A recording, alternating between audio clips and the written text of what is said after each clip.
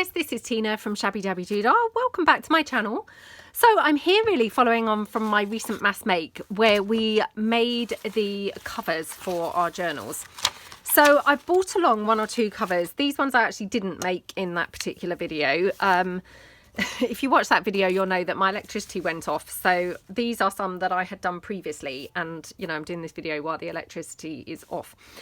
So, but you know, the concept's the same. So I'm going to kind of just show you how I would now kind of use this and work it around a journal. So what I've got here is obviously fabric covered envelope, and the envelope is just stark white on the inside. We've just got fabric on the outside. Now I want to keep this kind of neutral because I don't know obviously where this journal is going to head yet. So at this point, what I would do, let me just move all this stuff because I brought along a couple of different examples to kind of just show you, but let me put this on my lap, out of the way. So what I would do is start kind of filling this journal as best I can. So just brought in some bits and pieces. So I like to use a mixture of thickness of papers. So, and I've got kind of my formula that I find works the best for me, and I'm not saying it will work the best for everybody, but it's what I have found, you know, just is the best that, you know, that works for me. So I like to have a mixture, as I say, of thicknesses, and generally how it goes is I have coffee dyed papers in thicker variety, a couple of sheets of those so that I can have my kind of heavier embellishments, you know, things like pockets and things on those. So I normally have, if I'm using a soft cover journal like, you know, like this is going to be, I normally have a couple of those, and let me just pull in my bone folder. I don't always bother bone foldering the, you know, the folds over. So I have two of those, and you know, I've shown this before, so if you've watched this before, I apologise for the repeat. As I say, this is just what I have found works best for me because it seems to be, you know, a way of getting a really good mixture of the thicknesses. It's, you know, the right size for kind of binding and all the rest of it. So I have the two thick ones. Then I have three thin ones. So by thin, I mean regular copy paper or as close to regular copy paper as you can find. So that's those. Again, just bone folded those down. Just going to put those to one side. Then I go back in and have another couple of thicker pages. So again, let me just check that I'm getting the thicker ones. So again, you have one, and then I have two. Again, I'll just bone fold that one down and that one, okay. And then I have another three coffee dyed thinner pages again, like that. So again, just fold those over. And then I have a final one, which is a thick one, which that's not. So hold on, bear with me. Ah. Oh, here we go. I've got one here anyway. Right, okay. So I've got one that's already folded, so that's fine. So that's my thick pages. And then what I do, I also then like to mix in maybe a doily or some sheet music, or, you know, both, and maybe a book page. So again, I've got these rectangular doilies. I'm just going to fold that in half like that. Now my sheet music, as you can see, is a little bit big for this. So again, just going into that fold, I just trim this down, just trim it down on the edge here. And although this is now on the open edge, it doesn't really matter too much because obviously I'm going to go in on the other end and just trim it in, which will kind of neaten up, you know, if it's kind of like done that when I've cut into the fold, if not into the fold, if you see what I mean. So that's my sheet music piece, and then maybe like a piece of vintage brick page or something like that. Of course, you can put an envelope in or anything if you want to as well. You know, your choice, completely your choice. I mean, some people put layers of fabric in and things like that. Personally, I haven't ever done that, but you know, I guess there's no reason why you couldn't. So then what I do is I'm going to take my pieces. Now, I'm going to layer them up. So going from kind of like, actually, let's do this. Going from the inside center page. So this is the inside center, thick. Then I have my three sheets of thin. And at this point, I maybe will slot in, say, my sheet music in amongst the thin pages, like that. Then I've got my my 2 thick pages again. So 1 and 2, like that. And then I've got another 3 thin pages, like that. And again, at this point, I'll put my doily, and I will put my book page, if using, in amongst the thin pages. Now I put it in the thin, in amongst the thin pages, because if I have lumpy embellishments on my thick pages, if you see what I mean, and they're against the thin pages, they're going to possibly damage the thin pages, whereas the thick ones, they're going to be much more robust against them. And then finally, I have my other 2 thick pages, like that. Now, if you're going to use an envelope or anything, you can obviously just pop that in, wherever you fancy as well. So perhaps I'll have an envelope in this one, and we'll just have that in there like that. Okay. So that's my pages in their, in their entirety, exactly how I quite like them. Now, obviously here you've got like an overhang of the pages, if you can see. So it's up to you. You can trim these down if you want to. I mean, I don't necessarily bother. I mean, I guess sometimes I do, sometimes I don't. It depends really how much they're overhanging. I mean, these are overhanging a fair amount, but to be honest, by the time I've got my lace, my ruffles and all that kind of business in there, it's not really going to be a problem. You're not really going to necessarily notice that much. So it's completely up to you whether you want to kind of, go to the trouble of trimming them down, really. Then what I'm going to do is, I quite like to, and again, this is not a hard and fast rule, but I quite like to maybe decorate this, with paper or something before I bind my pages. Now, as I say, this is not a hard and fast rule, and actually this is something I've only recently started doing, and it's definitely, definitely not a kind of you must do this type situation, completely and utterly up to you how you do this. But I'm going to just take this sheet music, there we go, and I've taken this one because it's massive. If you can see, this is way bigger than A4, so this actually is going to cover the entire cover, which is awesome. Okay, so I'm going to layer this down, or I'm going to put this down onto the envelope. Now, again, just kind of judging where I want to have this. So I'm going to just glue all around. Let me just get these threads out of the way, because they're a little bit, keep getting in the way. Okay, now I'm just going to use my fabric tack for this, just because that's kind of close to me. So let's just pull that in. Oops, let me get that piece off the end. So I want to go as close as I can to the edge again, just like we did with the fabric, because you want to, make sure it's sort of glued as close to the edge, I guess. You don't want your paper coming away or anything like that. So then I'm just going to do lots and lots on the inside, so as you make sure it's, glued everywhere. I'm going to concentrate there on the spine, and then lots and lots here, like that. Okay. So just a really good coating of glue, like that. Okie doke. Right. And then I'm just going to pop my sheet music down onto the envelope. Now, this is where, just fingers crossed, I've got it more or less straight on here, because otherwise it's just not going to look so great. So by turning it over, I can kind of see it looks like it's, not too bad anyway. So turn it back over, and then just move that stuff from my lap. You can just then take your glue spreader and just obviously spread your glue all over like that. Okay.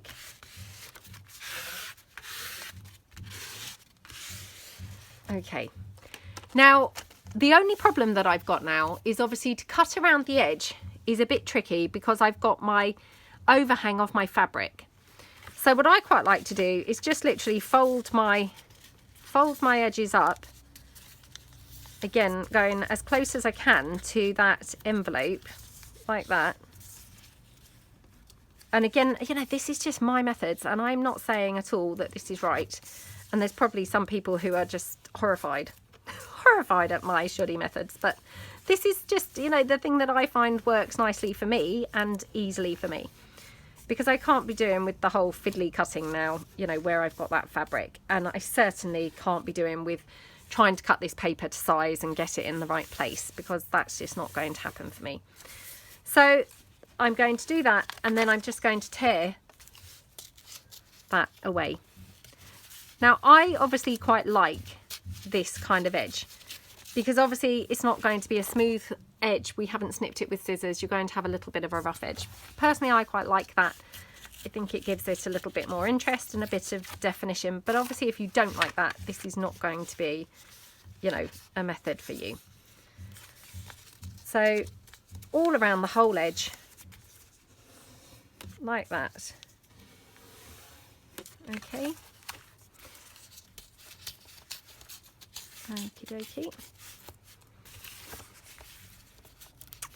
Just get rid of that one. And we're just going to go in on this edge. And then we're nearly done already. So, you know, it really is very, very quick and easy to, you know, to cover the inside. And, you know, as I say, I've used sheet music here. There's no reason why you couldn't use anything else. You know, you can use your digis, you can use your 12 by 12 papers, you know, wrapping paper, you can use fabric, whatever you like.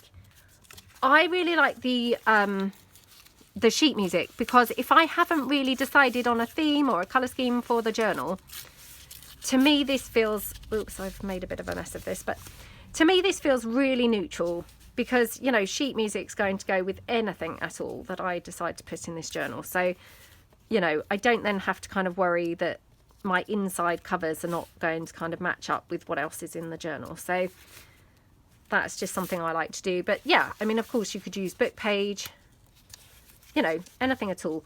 And it doesn't have to be in one sheet. You know, you can put 2 sheets down, they can meet in the middle, you know, anything at all that you like. And don't forget, you know, everything can be covered up. So if they meet in the middle, but you have like an overlap that maybe doesn't look too nice, because you don't necessarily want your pages meeting in the middle where your fold is, that's going to be a vulnerable point. So I would then overlap it further on one side. And then if I wanted to cover that up, you could either then put a strip of fabric to cover it or hide it, or you could obviously put something like a sort of pocket or belly band running down that section to cover it up. So, you know, you've got lots and lots of options for, you know, doing it. Okay, so that's my inside cover, which I think looks lovely. Now I just want to decide which way round I want my fabric, because obviously, you know, there might be a wrong way and a right and a wrong way. I mean, for me, this looks like it should be this way up. If I turn it up, that to me looks like it's upside down.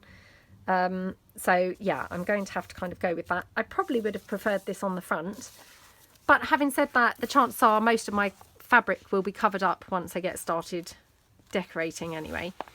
So I'm just then going to literally fold my cover down. Now, obviously this is not ideal. I probably should have waited till this has dried, but because I'm doing a video, you know, I've had to kind of get on with this. But if you've got this kind of creased effect, you can just smooth it out a bit now with your glue spreader. Okay, so I'm going to just now squish that down with my bone folder, like that, and like that. Okay. And again, can just take my bone folder into that crease, like that. Okay, so that's my folded over cover. And then I personally like to stitch my signature in before decorating. I have noticed lately more and more that people actually seem to decorate their pages and then stitch the pages in. I've never tried that. I'm not sure that I would get on brilliantly with doing that, if you see what I mean, because I feel like I would squash my pages quite a bit when I was stitching it in. So for this one, just having a look, because obviously I've got some blue on the cover. I don't know whether it might be a bit of a blue themed journal. Or I maybe will just go, yeah, perhaps I'll just go, you know, really nice and neutral, and then I'm not restricted in any way. So I'll just get my needle out. And then I was sent this awesome tool by Alana. So thank you so much, Alana, if you're watching. Okay, so what I'm going to do is take my thread. And I also have been lucky enough to be gifted some embroidery thread, which is awesome too. So again, the kind of general rule is thought to be 3 times your journal. So 1, 2, 3. Now I always like to double mine up. So what I'm going to do is then take that line of 3, if you see what I mean, and then pull my thread out to get it doubled up like that. Okay. So I will then cut it down here like that. And I will just then put this away. Like I say, I mean, I have done, you know, binding a journal before and things. So I do apologise if this is just a repeat for a lot of people. Well, and not just because I've done it, but because obviously, you know, many of you, I'm sure, have, you know, bound journals probably much better than I do. You know, anyway, but I'm just showing you kind of my method, really, just for those people who may want help with, whoa, sorry, just dropped the needle, may want help with how to use those covers. So hold on. Oh my goodness. Sorry, I have pulled my glasses down, but even with my glasses, I cannot see for the life of me the needle. So let me just try again. And this is where my thread will just get shorter and shorter if I don't be careful. Okay, right. So we've gone through there. So just pull that through to the halfway point. Okay, so now what I'm going to do is take my pages that are going to be, you know, for my signature, and put them into my journal. Now, obviously this, when I called it an A4 envelope, as you can see, it's bigger than my A4 pages. Now, some people like their, you know, pages very snug to the edge, so it would be like that. And then I would have had to trim my envelope down, which, you know, that's absolutely fine because you could just obviously re-glue it. Personally, I quite like my journals with a bit of overhang, because then if I have lace hanging out or bits hanging out or a paperclip hanging out, it's all protected within the cover. But again, that's just a personal, you know, personal thing. So, you know, do it as kind of you prefer. Okay, so I'm going to then just take my little thingy and I can clip that one and that one. Okay. And then all I'm going to do is take my pokey tool and go in through the middle. So right through the middle here. You know, again, don't measure, but just kind of eyeball roughly where the middle is. So I'm going to poke that right the way through like that. Take that out, and then as quick as I can before I lose my holes, poke my needle through. Okay, so pull that through till you've got, you know, just a bit of your thread hanging. Then I'm going to do my next hole. Again, I like to leave kind of maybe an inch or just under an inch at the edge of the page. So again, I'm just going to press that through, straight going through to the outside. Now, it's always much trickier, obviously, threading it through from the outside. But I'm going to just try now and kind of come out exactly where that pokey has come out. So let's just pull that out there. Just going to kind of put my thumb there, because obviously through the fabric it's pretty tricky to see where that actually was. I mean, obviously sometimes you can see where the hole is, but oftentimes you can't. So there we go, and that's come straight through there. I mean, that was a fluke that came through so easily. Sometimes I struggle you know, for ages trying to find the hole. Okay, so then you want to make your third hole, which is going to just be, again, similar kind of distance to the other one at the other end, going in like that. Okay. Okie dokie. And this one again should be much easier because of course we're going from the hole instead of through the fabric, so that just comes straight out there. And then at this point I'll take my little clip things off, and at that point you can obviously then make sure it's pulled much tighter into the spine of the journal, if you see what I mean.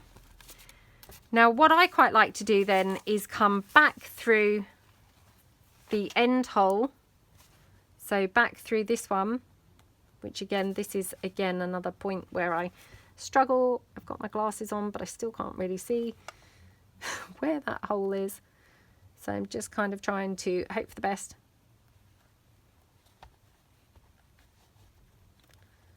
Going back through.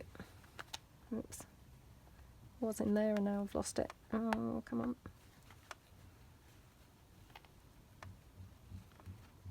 Okay. Oops, no, as you can see, I've now poked that through into the page. So, yeah, this is trickier than it looks. It's just one of those fiddly things. So, you know, sometimes it goes brilliantly. Sometimes it can take an age to actually find the holes. But, okay, that didn't take too long. And then I go back through that end hole again, like that, and again, you know, that's nice and easy because of course that's just, you know, we can see the hole clearly through the paper. And then you want to go back in through the middle. So again, this one's another trickier one, but hopefully we get that through there. Oops. Come on. No, I've not gone through the right holes again. Oh, and again.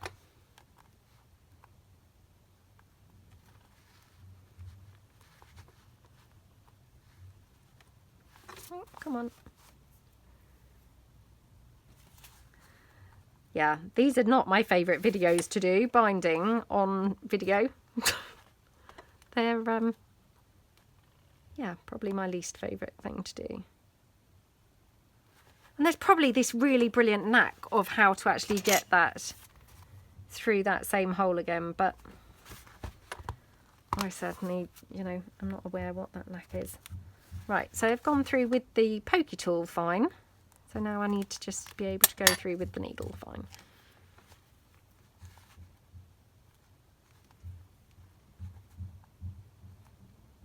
Doesn't help that my hands are still covered in glue really from doing the covers. Right, have I gone in? Yep, I've come in through the right hole. So now I have seen people say that you need to be either side of the thread. So just try and make sure that you are. I've just noticed that I'm not either side of that one, so I'm just going to hook that under there like that. Okay, so pull them tight so that your signature is obviously, you know, really nicely secured in there, and then you can just tie those off. Again, I find it easiest to tie it off while the needle is still in there. Okay, like that. And just snip that away. Okay, and that's your journal then, bound and ready to decorate and to obviously fill up with all of your stuff in there. Okay, so I'm going to show you an alternative now. So again, I've got my papers all here kind of, you know, selected, ready to stitch in. So I'm just going to move them to one side. And I've picked a combination of greens and yellows. So these are some of my food coloured pages and things like that. And they're going to go into this one. But what I want to do is show you, if you didn't want to, you know, cover your entire inside first, then I'm going to show you kind of an alternative of how to do that. So all I'm going to do is literally do my pages exactly the same as I did them in the other one. But the only difference is I've got a couple of coloured pages here as well that are obviously going to be mixed into this. So I'm going to stitch them in exactly the same way as I did the other one. I'm going to do that off camera to just save me obviously struggling on camera, and then I'll come back and I will show you just a couple of ideas for the inside. Okay, so I am back now, and it's all you know, bound into the cover, so like that. And what I thought I would do is do a paper collage on the inside of the front cover. Now obviously you could also do a fabric collage, just because I'm doing a paper one. The fabric one would literally work exactly the same. You know, or you could mix in obviously fabric and paper, so you know, you don't have to just stick to either just paper or just fabric. You can kind of mix and match really, but I just thought that I would just do a paper collage. So I've dug out, sorry, I'm just fiddling around with my glue there. I've dug out some papers that hopefully are going to kind of go. I mean, because obviously I'm a little bit obsessed with the matchy I feel like this is going to be a greeny, you know, yellowy kind of journal. So I've put lots of greeny and yellowy kind of toned pages in here, including this, which is some scrapbook paper, which has been coffee dyed in the middle of the signature, which just picks up that kind of mustardy type colour from the cover perfectly. So, and I actually have got a little tiny bit of that left. So I could even incorporate that into the collage if I want to. So that's literally all I've got left of that. But that could also go into the collage. So let's just get cracking. As I say, I've got a kind of mixture here. So this is some scrapbook paper, which again, I just thought colour-wise, this is just awesome to just include on here. So I'm just going to tear that down and just get placing it there. Now what I like to do is obviously use anything with a very straight edge, you know, right up against my signature, because then, you know, you don't have to worry about it not, you know, not kind of going and looking neat or anything like that. So let me just clean my glue nozzle off. I'd been, you know, refilling it, so okay. Well, refilling it from a sort of half empty bottle, so it probably still could do with a bit more filling, but hopefully I've got enough to actually just do this collage quickly. So, oops. So again, just kind of cover the whole of it, and then we can just glue that down here. And I like to just then, you know, push it as close as you can to your centre, but without then compromising it. So hopefully it will be, you know, nice and snug to your signature, but not so as it's going to actually, you know, damage every time it folds. So I like to use my glue spreader and just then tuck that right in with the glue spreader like that. Okay. Like that. Okay, and then we can just take some more paper. So I'm just going to take some of this kind of mustardy colour. It's a great colour, isn't it? And you know, just goes perfectly with what I've got on the cover. So definitely, you know, good one there. And then I've also got some of my pages here from my Curator's collection. So these are the Curator's collection set 1, but I thought these would actually be quite good to tone in with this as well. I think I need this side actually. So I'm just going to tear that down. So I think I might want to have that there. Oops, that was a bit of a shame. I kind of didn't really odds that very well, did I? Or perhaps we could have it this way round. So just tear that down. I keep throwing things in my bin and missing the bin completely, so I'm going to have like things all over the floor in a minute, I think. Lots of clearing up to do after this video. Okay, so just going to just tear this one down a bit more. And then I'm going to just do a strip here to fill in that space. Yeah. Like that or like that.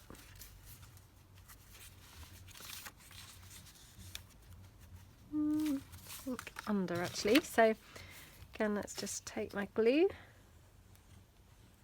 So this time, obviously, I'm using my straight edges to go up against the edges of the paper. Again, that's just to cut down on, you know, how much cutting and tidying up I need to do. So I've got my straight edge here and here to go up against the straight edges of the envelope. I mean, it literally is just, you know, about cutting down on how much then trimming up I need to do. So like that.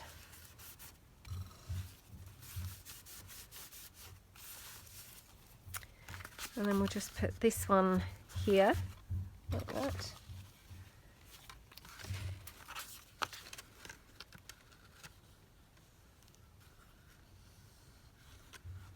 Okie dokie.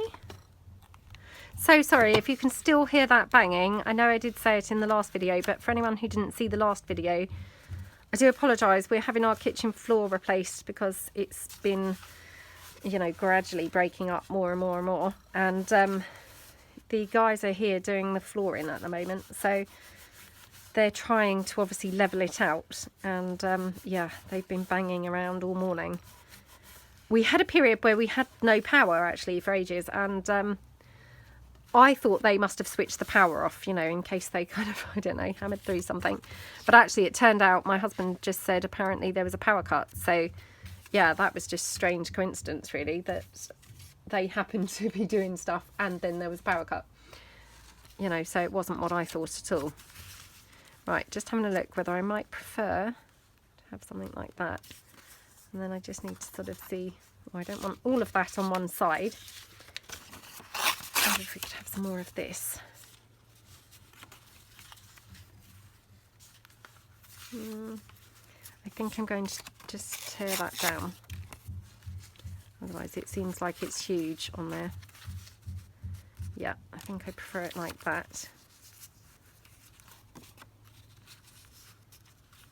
Okay, let's just see if I can do something with this one.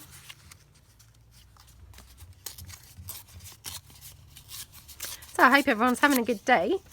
Hope you're doing some crafting. I hope this is really helpful. You know, like I say, I'm really not trying to, you know, be insulting or anything, because, you know, I realise that lots of people have, you know, really done much cleverer things than this, you know, for their journals and things. And I, you know, I'm not trying to, I don't know, be really basic, but, you know, equally, I mean, we're all at kind of different stages, and, you know, obviously some people will find this, hopefully some people will find this really helpful. So yeah, I do apologise if you are not finding this helpful and kind of think, oh gosh, you know, what's she going on about? We all know how to do that, but, you know, just, I just hope it's really helpful for some people. So, you know, because I do think, you know, sometimes we do make things, i.e., you know, like for instance, mass making the covers, and then possibly would think, oh, well, I've got all these covers now, you know, what am I going to do with them now? So hopefully this is going to just give you, you know, if nothing else, maybe the courage you need to, you know, tackle your project and kind of finish it, you know, because sometimes it's just about that, isn't it? Right. Just going to tear this edge down.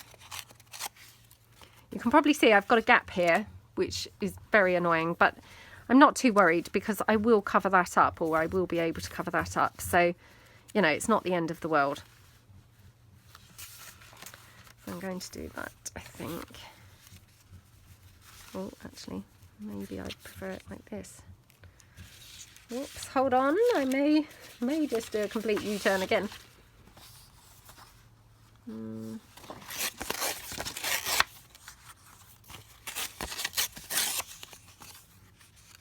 Perhaps I'd prefer it like that, actually, I think. Yep, I'm going to do it like that. So just going to trim this down here on the edge.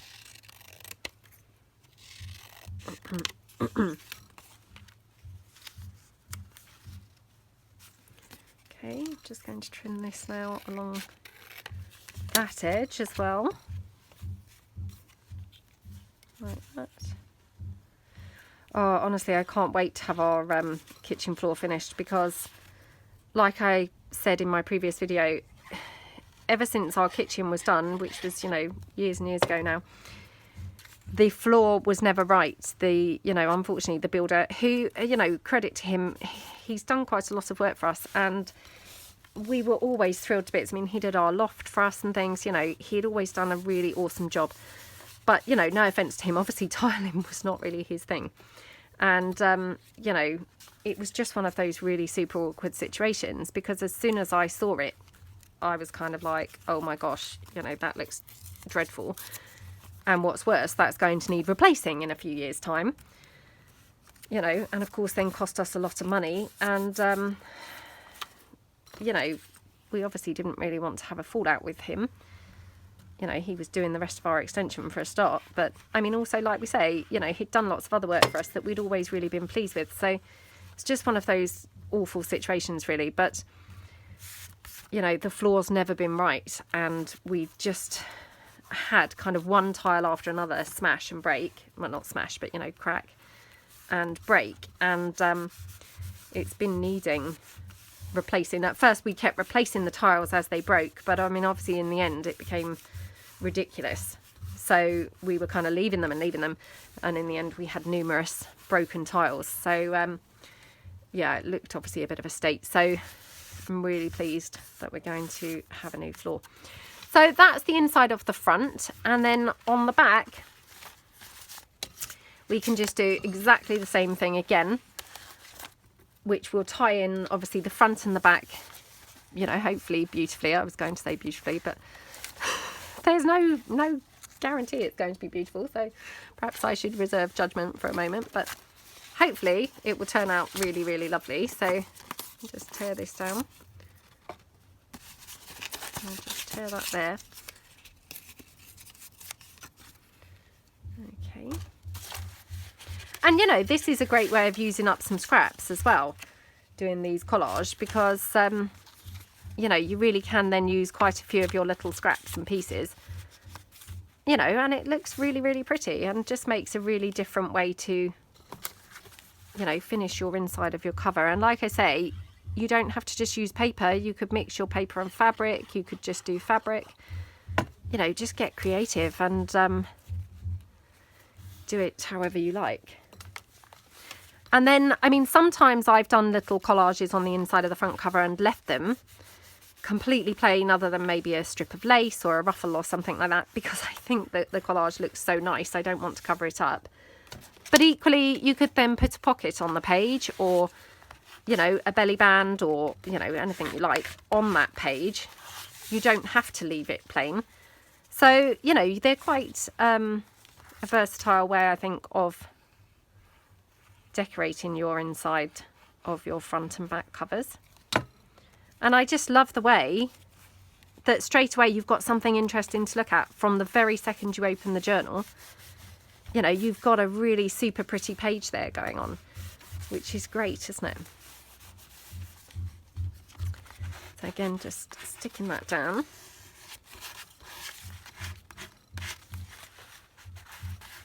Like that. I'll have a bit of this paper here. Okay.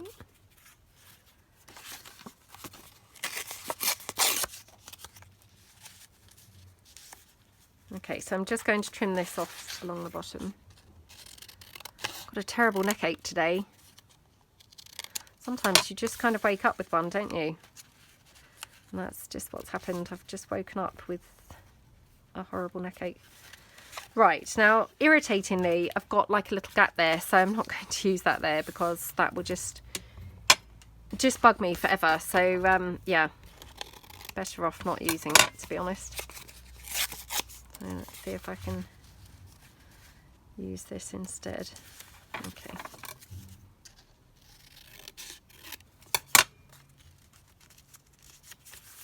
Yeah, that's better. So we'll just go for that one.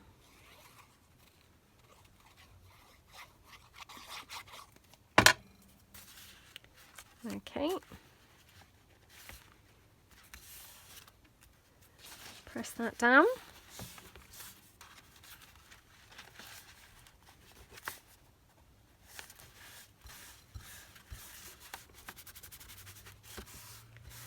yeah, so I hope that everybody's doing well. I hope you're all staying safe and staying well. I mean, it's just, you know, peculiar time yet again, kind of back in another lockdown. And yeah, I hope that you're all kind of managing to stay sane. It's just crazy, crazy, crazy, crazy times, isn't it?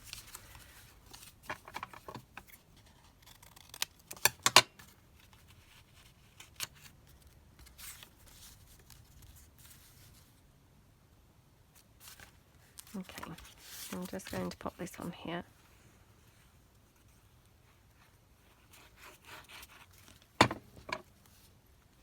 Like that.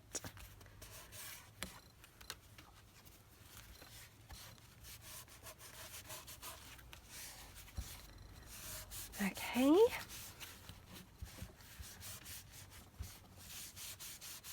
I mean, obviously during the last lockdown we were so blessed because the weather was just absolutely gorgeous, you know, right from the start. So, you know, we really were able to get out and about quite a lot. And yeah, this one is obviously proving a bit more challenging because, of course, the weather is not so great. And, you know, therefore we're not going out and about. And in fact, to the point nobody wants to even do a single thing.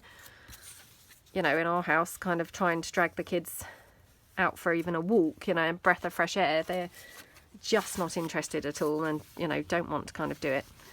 So, yeah, it's a little bit tougher, a little bit more of a challenge, but, you know, it is what it is. And, you know, we're much luckier, obviously, than a lot of people because, of course, you know, thank goodness we're not at least in that category where we have to stay in or anything like that. So, yeah, my heart really goes out to you guys who are literally having to stay in, shielding and things like that. It must be so incredibly difficult. And, yeah, you're doing brilliantly. I mean, thank goodness that we have our crafting and things to keep us sane. And, you know, it must be terrible if you've got no hobby or anything as well. You know, we're very, very lucky that we've got access to the internet and things like that these days because, I mean, obviously in days gone by, if you were in a lockdown, it must have been, you know, terrible and incredibly boring, mustn't it? You know, we're just so lucky having this crafting community here at all. And the likes of YouTube and things just makes it amazing that we can all be in contact with one another, sharing ideas, sharing our videos, sharing our crafts, you know, and kind of keeping everybody a little bit more kind of cheerful and things. It's just amazing. I know I go on about it all the time, but seriously, you know, the wonders of technology these days, I just, you know, I can't imagine obviously life without it. I mean, I'm sure none of us can now. It really has been, you know, amazing. And like I say, especially obviously at the moment, because it's so very needed, isn't it? To have a little bit of, you know, something that we kind of, well, keeps us sane and keeps us from going completely crazy in this time that we're having. Right, I mean, I'm not 100% happy with the, you know, how this looks, to be honest, but it's not too bad. Or I could change it around like that. Let me just double check. Oh, I'm going to have it like this, so let's just do that. I mean, like I say, at the moment, there's nothing in this journal. So, of course, you know, this page is kind of like, you know, standing out like a sore thumb. And so anything I'm not pleased with, it's like the only thing that I can see.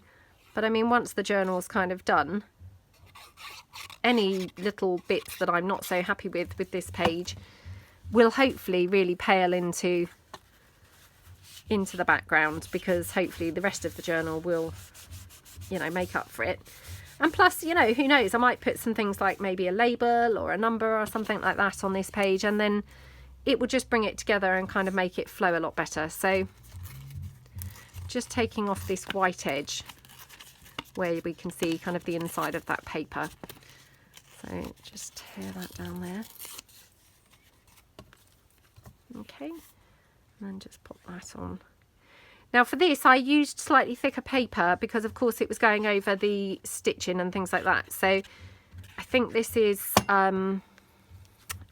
probably 200 GSM cardstock that I've used for this, and of course the scrapbook paper, so whichever, you know, whatever you know, thickness that was. So yeah, it's certainly, I haven't used kind of copy paper thickness or anything like that. So okay, I'm just going to literally pop a bit of glue on there. Okay, so they are done. Okay, so let's just have a quick look and just check out how they've both turned out. So we've got this one here, and you know, of course it will look a lot better once it's got maybe a ruffle or some lace or, you know, anything else on there. And then obviously the inside of the front cover just looks gorgeous, and you know, they just tie in them front and back, and obviously beautifully with the cover there. And you know, of course we will decorate the cover when I come to use this journal or work on this journal too. So that's that one. And then the other one, obviously we've got this one, and we just decorated the inside just here with this complete sheet of sheet music. So again, we've got then, you know, maximum versatility for really any colour scheme and any kind of theme that we want really in this journal. So yeah, I hope that gave you some ideas as to, you know, ways to actually then kind of use your pre-made covers. And yeah, have fun guys. So thank you so much for watching, and I will see you guys again soon. Thanks then. Bye.